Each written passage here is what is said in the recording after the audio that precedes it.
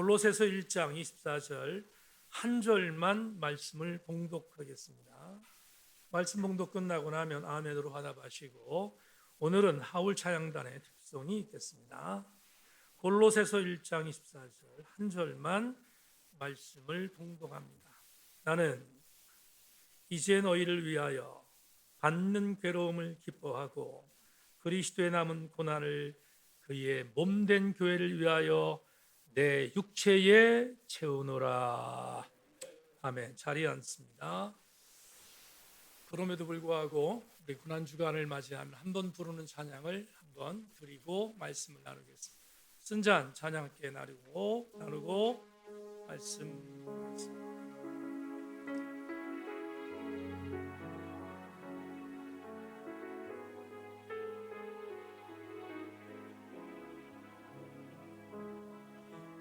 주님의 쓴 잔을 맛보지 않으면 주님의 쓴 잔을 모르리.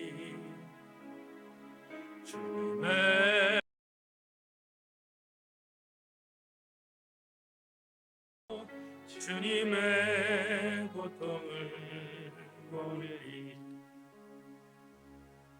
주님의 십자가 져보지 않으면 주님의 죽으심 모르리. 주님의 쓴 잔은 내 것이요 주님의 괴로움 내 것이며 주님의 십자가 내 공물이라. 또한 그의 부활 내 영광이. 한 번만 다시 드리겠습니다. 주님의 쓴 잔을 맛보지 않으면 주님의 쓴 잔을 모르리. 주님의 괴로움 당하지 않으면 주님의 고통을 모르리. 주님의 십자가 져보지 않으면 주님의 죽으심 모르리. 주님의 쓴 잔은 내 것이요 주님의 괴로움 내 것이며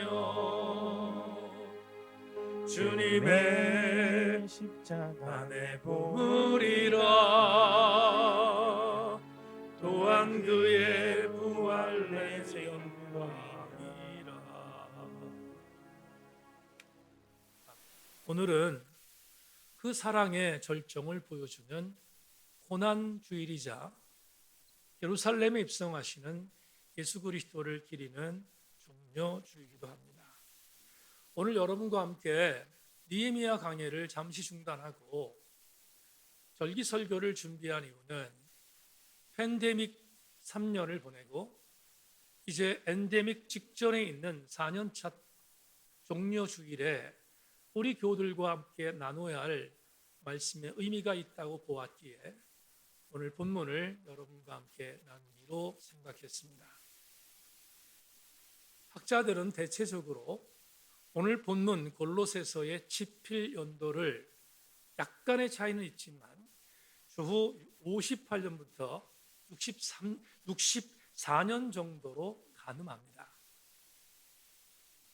학자들이 골로새서의 집필 연대를 58년부터 64년으로 산정한다면 우리는 몇 가지를 추적할 수 있습니다. 바울이 골로새서라는 편지를 작성했을 나이, 그 나이는 약 50세가 넘은 나이임을 전제할 수 있습니다. 왜냐하면 다음과 같은 추론을 통하여 골로새서를 기록할 당시에 바울의 나이를 이렇게 정의할 수 있기 때문입니다. 먼저 추적을 위하여 빌레몬서 1장 9절을 여러분에게 소개하겠습니다. 도리어 사랑으로서 간구하노라. 나이가 많은 나 바울은 지금 또 예수 그리스도를 위하여 갇힌 자가 되었다. 빌레몬서라는 옥중서신은 골로새서라는 옥중서신과 별 차이가 없는 시대적인 연표를 갖고 있습니다. 그렇다면 빌레몬서 1장 9절에 기록되어 있는 한 단어를 통하여 사도 바울의 나이를 산정할 수 있는데, 분명히 빌레몬서 1장 9절에서 이렇게 빌레몬에게 바울이 말합니다. 나는 나이가 많은 사람이다 라고 표현하고 있습니다. 나이가 많다라고 번역된 헬라어 단어 프레스비테라는 이 단어는 장로교회를 영어로 프레스테리안이라고 말을 하는데, 거기에 어원적인 성격을 갖고 있습니다. 여러분, 장로라는 말이 뭐죠? 나이가 많은 사람이라는 뜻입니다. 다시 말하면 프레스테라는 이 말 자체는 나이가 많은 사람을 강조하는 단어인데, 당시 주 1세기에 프레스테스라고 하는 프레스비테스라고 하는 이 단어는 그 당시의 연배로 말할 때 약 50세부터 56세를 지칭하는 나이로 말하고 있습니다. 그런데 50세부터 56세라는 이 단어는 지금의 시대적 상황과는 조금 다릅니다. 왜냐하면 바울이 활동할 당시에 기대 수명은 50세였기 때문입니다.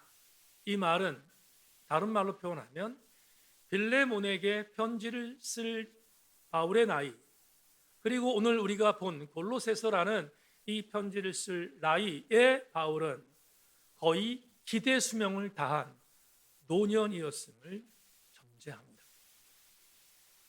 골로새서는 사도 바울이 거의 기대 수명을 다한 나이쯤에 기록했다는 것이 정설인 것을 먼저 우리 교우들에게 말씀을 드립니다. 여기서 또 하나 주목할 것이 있습니다. 사도 바울이 언제쯤 회심했을까? 사도 바울의 회심 연도를 추측하려면 이번에는 사도행전 7장으로 들어가야 합니다. 사도행전 7장 58절을 우리 교우들에게 말씀드리겠습니다. 성백박도로 내치고 돌로 칠세, 증인들이 옷을 벗어 사울이라 하는 청년의 발 앞에 둡니다.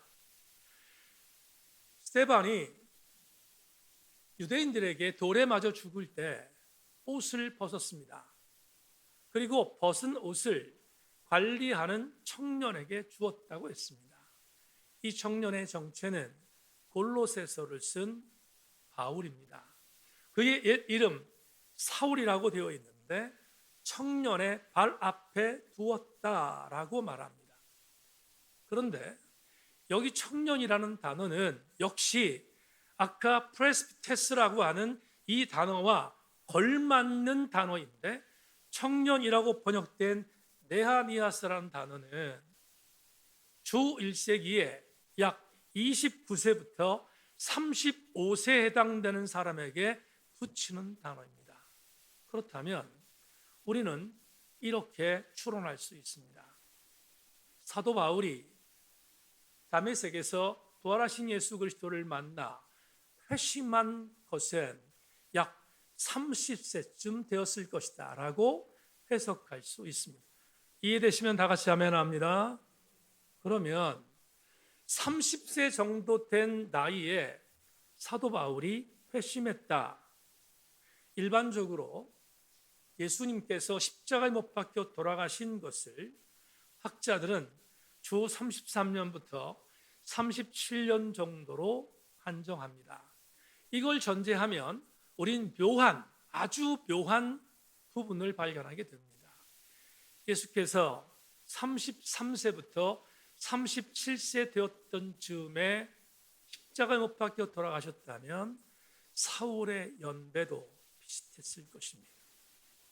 사울은 30대 30대 전후에 예수 그리스도의 고난을 보았을 것이고 예수께서 십자가에 못 박혀 돌아가셨을 즈음에 사도 바울의 나이도 비슷한 예수님의 연배였다는 것입니다. 그러면 빌레몬서, 골로새서, 사도행전 세 개의 성경을 합치면 이렇게 정리할 수 있습니다.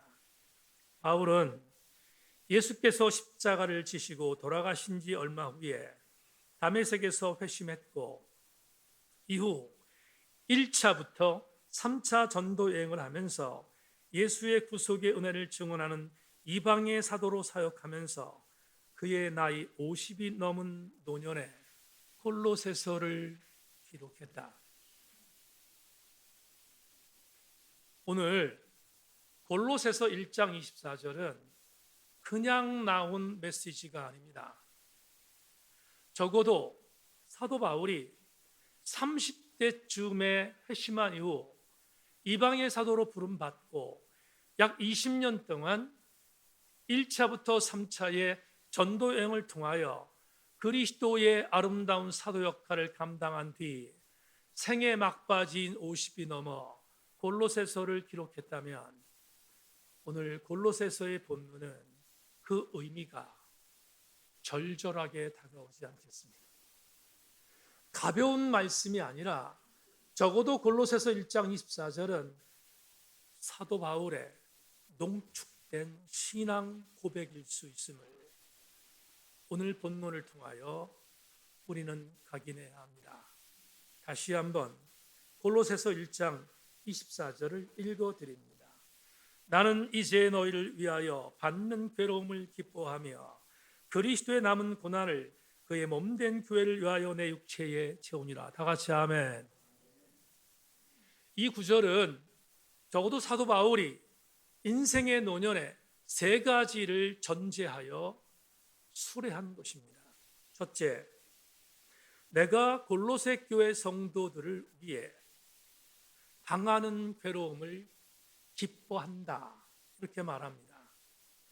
골로새 교회 성도들을 위하여 당하는 괴로움을 괴로움으로 여기지 않고 기뻐한다고 말합니다.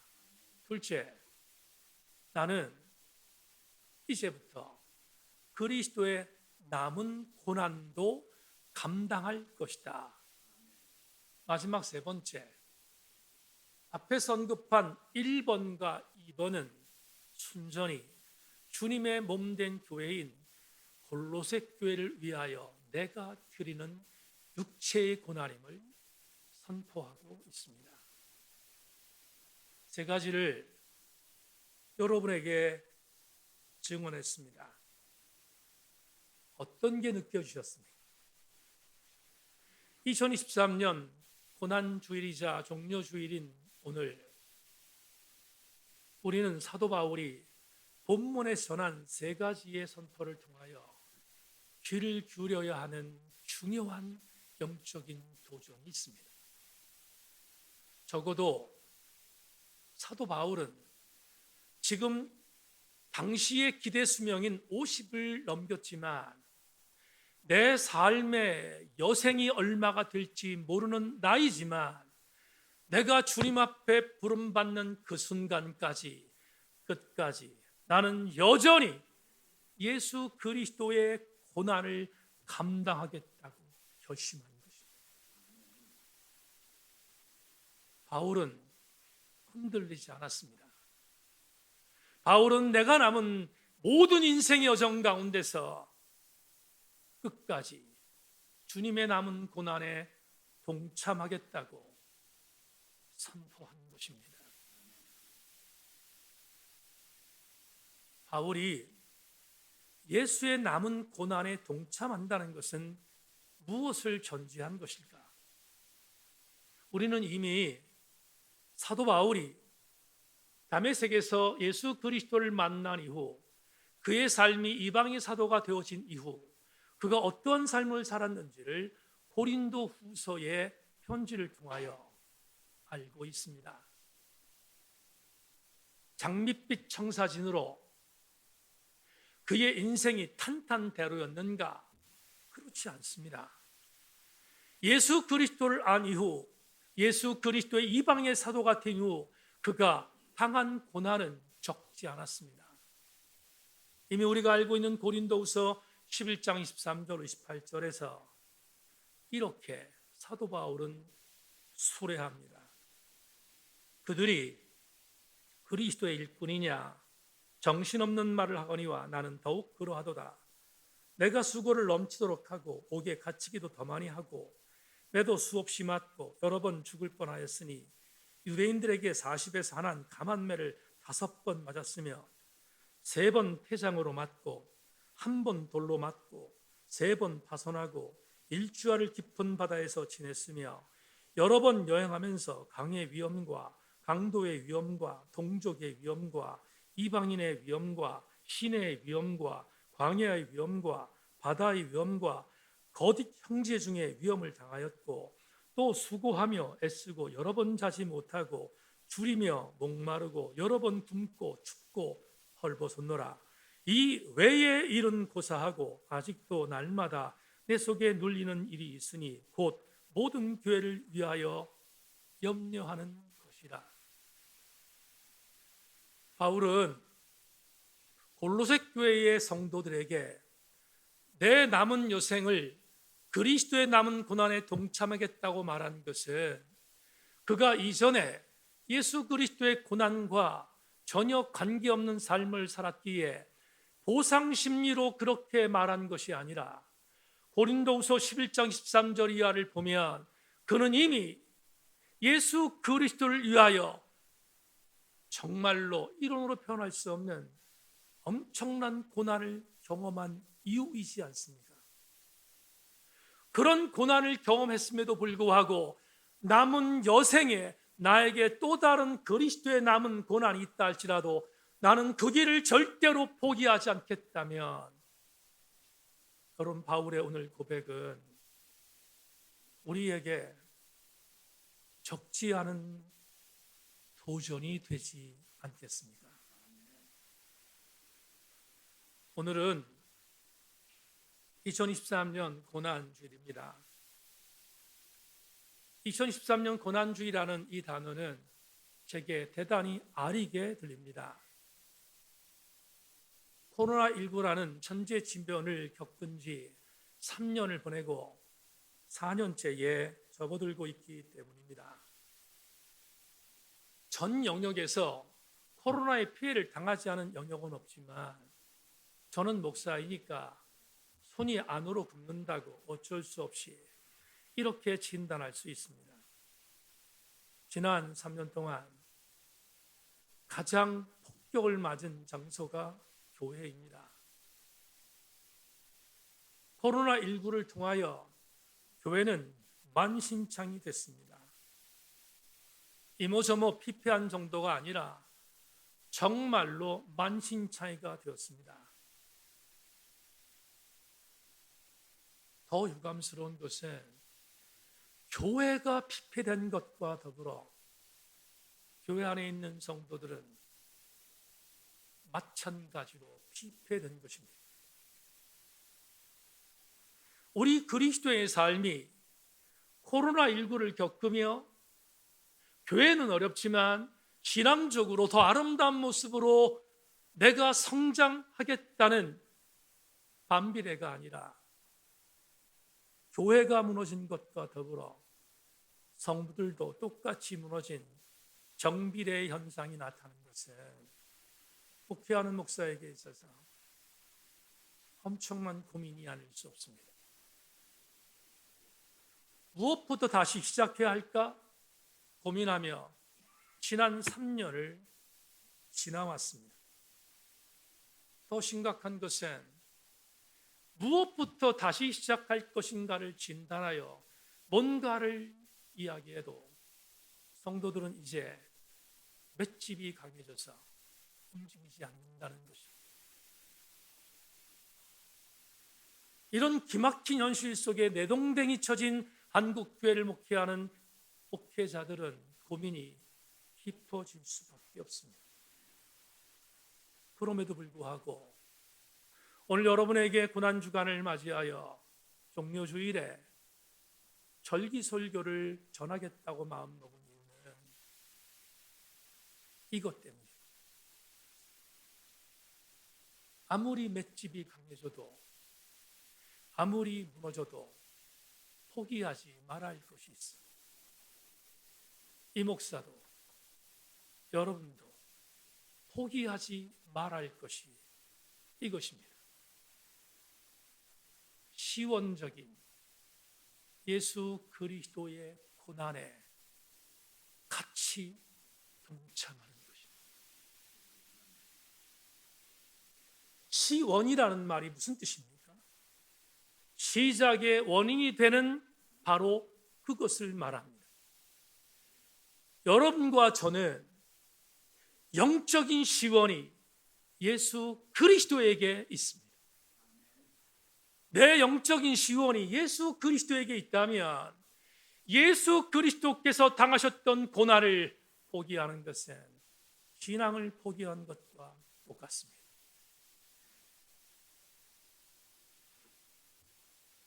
언젠가 친구 목사가 사석에서 저를 정말 아끼는 친구 목사인데 그 친구가 저에게 이런 말을 해준 적이 있습니다.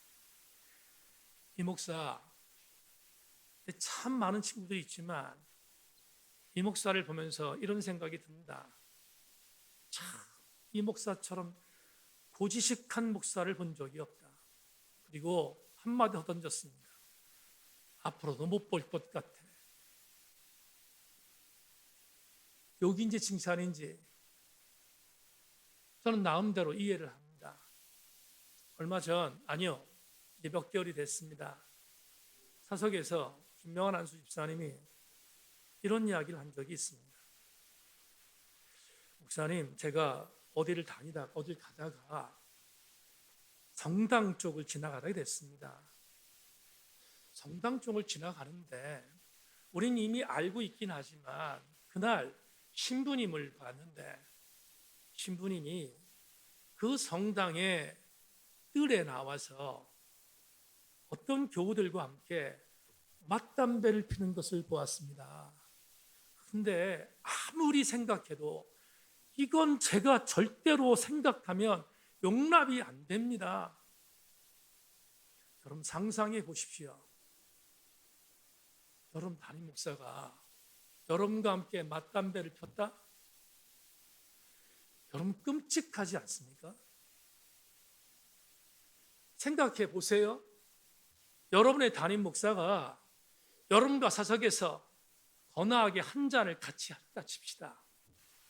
얼마나 여러분 서글프시겠습니까? 왜 이 말씀을 드리는지 아십니까? 나는 못해도, 나는 온전하게 경건한 생활을 못해도 여러분이 섬기는 교회 담임 목사는 경건해 주기를 바라는 게 여러분 마음이잖아요. 그게 사실이지 않습니까? 그런데 그보다 더 중요한 것이 있습니다.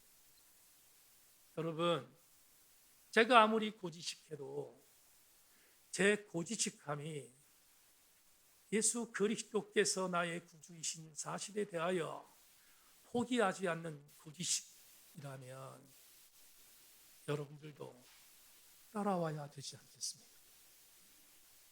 공교롭게 어제 월상 예배의 본문이 유다서였습니다. 유다서는 신약 성경의 유독이 한 장으로 이루어진 일반 서신입니다. 유다가 AD 1세기의 공동체에, 자기가 섬기던 공동체에, 교회에 이단 사설이 들어와 그 이단 사설을 전파하는 거짓 선생들과 맞서면서 그가 유다 공동체가 섬기는 교회 공동체의 지체들을 향하여 유다서 1장 4절에서 이렇게 편지합니다. 이는 가만히 들어온 사람 몇이 있습니다. 그들은 옛적부터 이 판결을 받기로 미리 기록된 자니 경건하지 아니하여 우리 하나님의 은혜를 도리어 방탕한 것으로 바꾸고 홀로 하나이신 주제 곧 우리 주 예수 그리스도를 부인하는 자니라. 유다의 가장 강력한 메시지는 교회 안에 은근히 들어왔던 이단자들. 근데 그 이단을 이렇게 정죄합니다. 다른 걸 말하지 않고 우리 주 예수 그리스도를 부인하는 자임을 선포하고 있습니다. 사랑하는 교우 여러분, 예수께서 저와 여러분의 구주인 것을 부인하면 그건 이단입니다.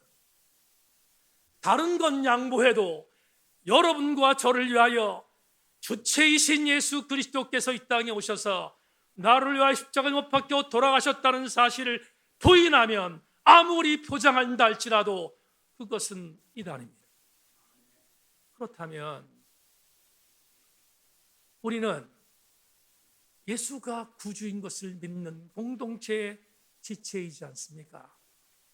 내가 예수 그리스도를 나의 구주로 믿는다면 한 가지를 우리는 불편해도 따라야 합니다. 예수가 나를 위하여 구원했다는 사실에 열광하면 또 하나의 열광해야 합니다. 예수께서 나를 위하여 고난 당하신 것도 열광해야 되지 않겠습니까? 예수 그리스도의 고난은 취사 선택의 문제가 아닙니다. 예수 그리스도의 고난이 없이 부활이 없었기에 예수님은 저와 여러분을 위하여 고난 당하신 것입니다. 그렇다면 우리도 예수 그리스도의 고난에 참여하는 것은 마땅하지 않겠습니까? 제가 가끔 소개하는 마크 부케넌 목사께서 이렇게 갈파한 적이 있습니다. 사실 우리가 살고 있는 이 시대는 회의주의 시대가 아니라 경신의 시대다. 가벼울 경자에 믿을 신자 아닙니다. 하나님을 업심여기는 시대. 부케넌의 말은 전적으로 동의하지 않을 수 없는 기가 막힌 갈파입니다. 팬데믹 4년차를 맞이하여 교회가 무너졌는데 가장 참담한 무너짐은 예수 그리스도를 무시하는 것입니다.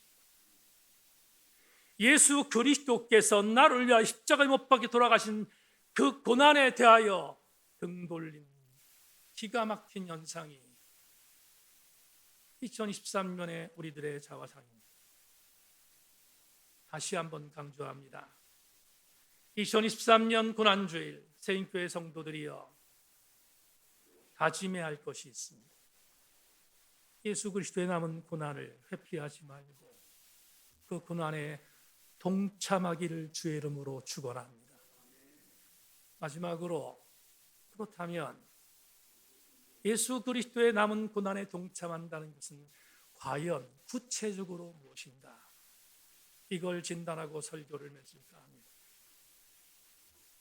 사막 보겠습니다.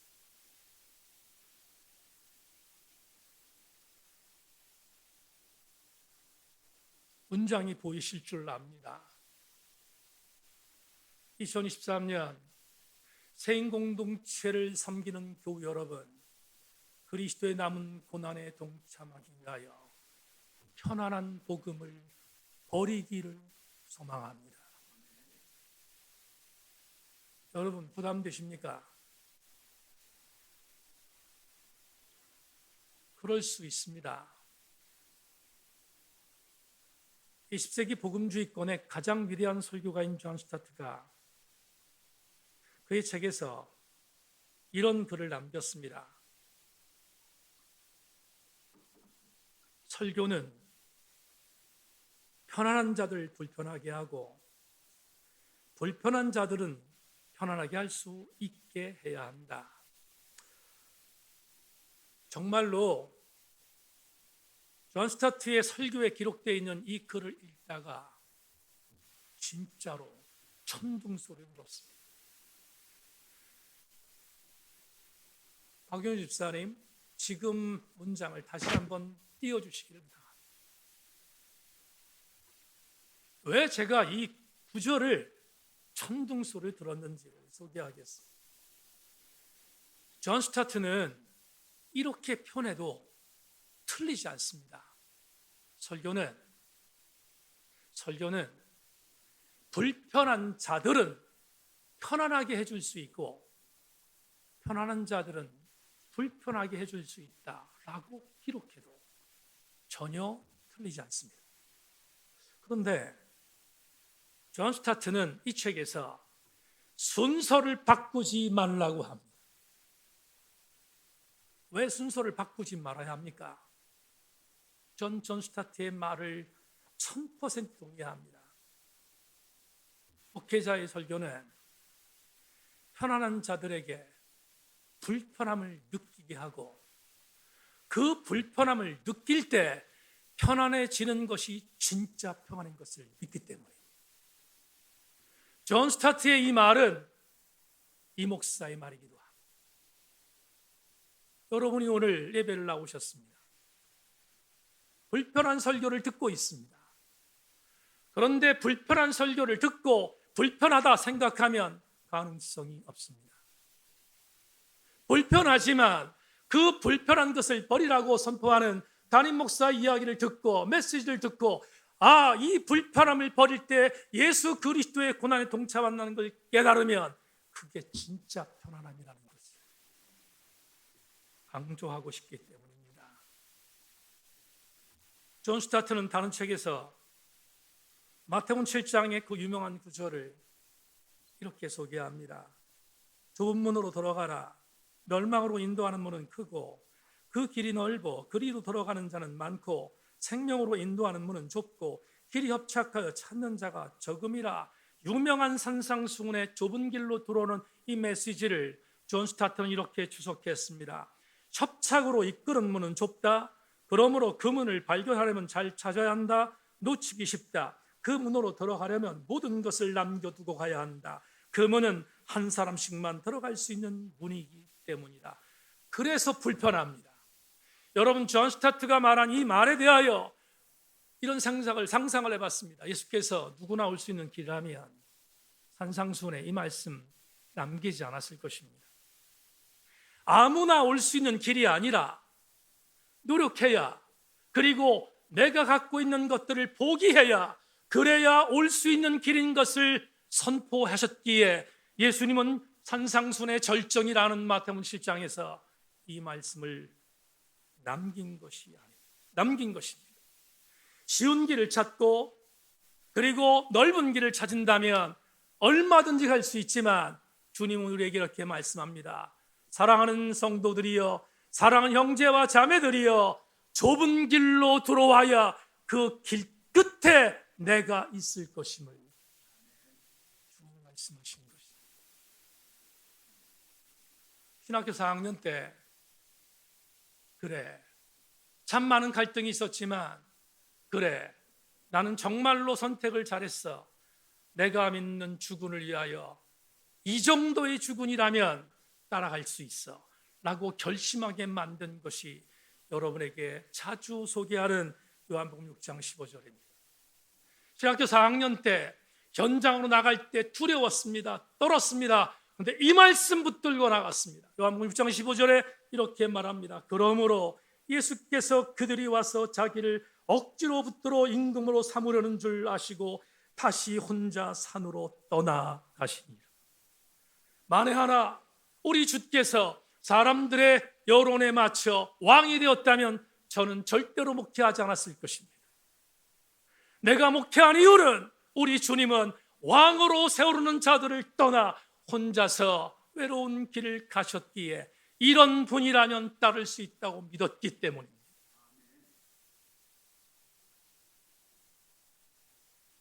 누구나 갈 수 있는 길, 그건 세상 사람도 갑니다.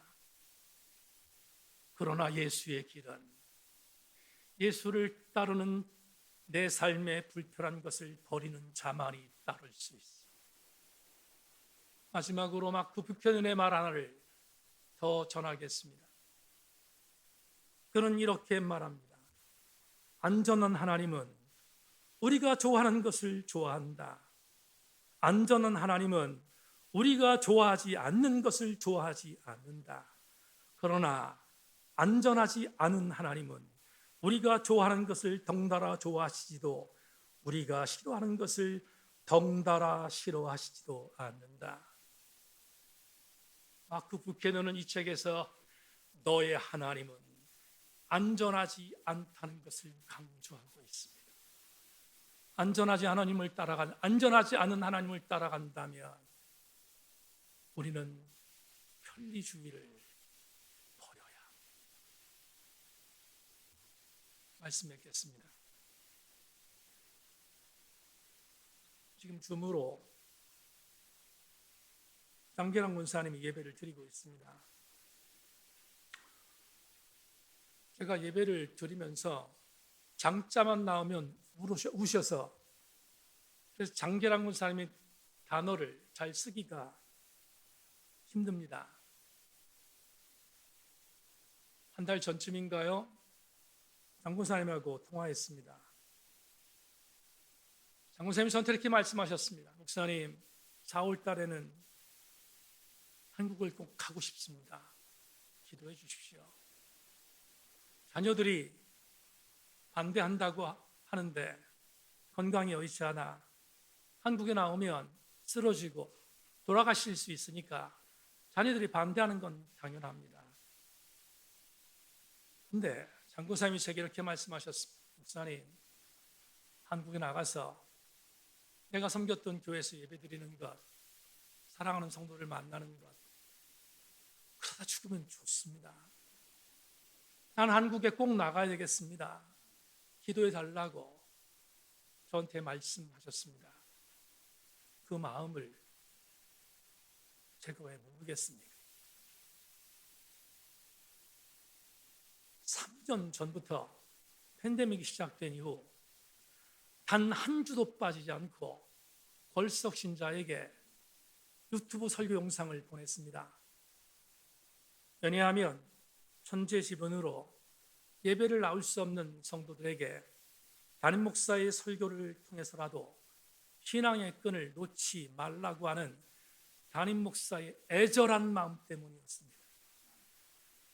그런데 지난 2월부터 설교 동영상 송출을 중단했습니다. 왜냐하면 이제는 팬데믹이 아니라 엔데믹을 앞두고 있기에 저들의 신앙적인 차원으로 얼마든지 하나님께 예배할 수 있는 가능성이 있음에도 불구하고 지금도 교회를 나오지 않는 것은 하나님을 가볍게 여기기 때문입니다. 그런 자에게 설교 동영상이 무슨 의미가 있을까 생각하여 영상 송출을 중단했습니다.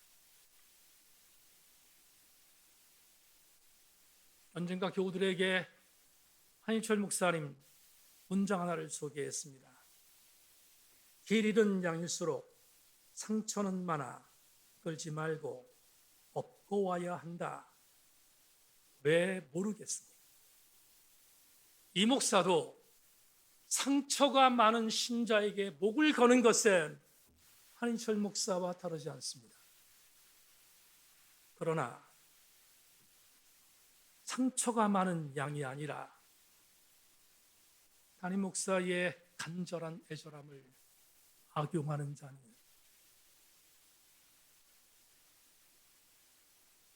예수 그리스도의 고난에 동참할 수 없습니다.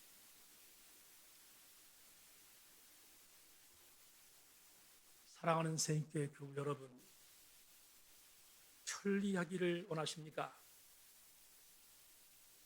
안락하기를 원하십니까? 그 길을 가는 자는 예수 그리스도의 고난에 미안하지만 동참할 수 없습니다. 우리는 최고의 사랑의 절정을 값없이 부여받은 자들입니다. 바라기는 편리주의에서 벗어나 바울처럼 예수의 남은 고난에 동참하는 우리 모두가 되기를 주님의 이름으로 소망합니다.